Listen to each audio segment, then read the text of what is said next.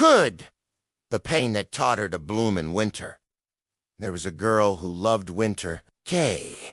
Every time winter came, she would dance in the snow, her laughter echoing through the silent trees. But one winter, everything changed. She was 17 years old. The year was 2012. She had just finished her exams and was looking forward to the winter holidays. But when December arrived, so did a pain that would change her life forever. Gah! A pain that would make her question her faith in humanity. A pain that would make her hate her reflection in the mirror.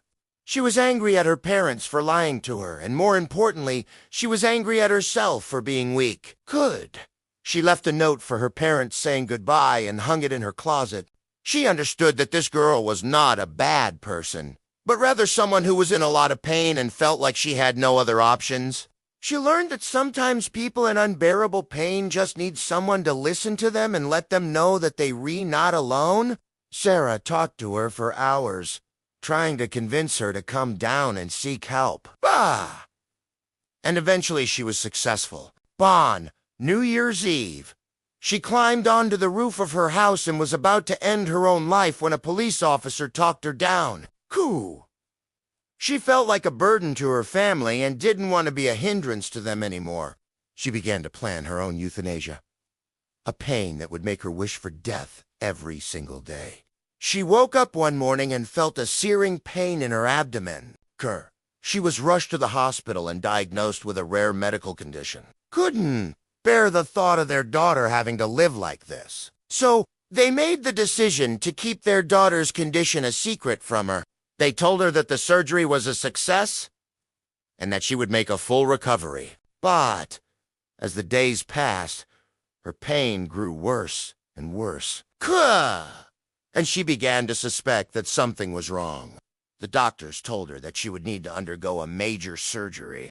They said that they would remove the part of her small intestine that was causing her pain. But what they didn't tell her was that the surgery had a 5% success rate.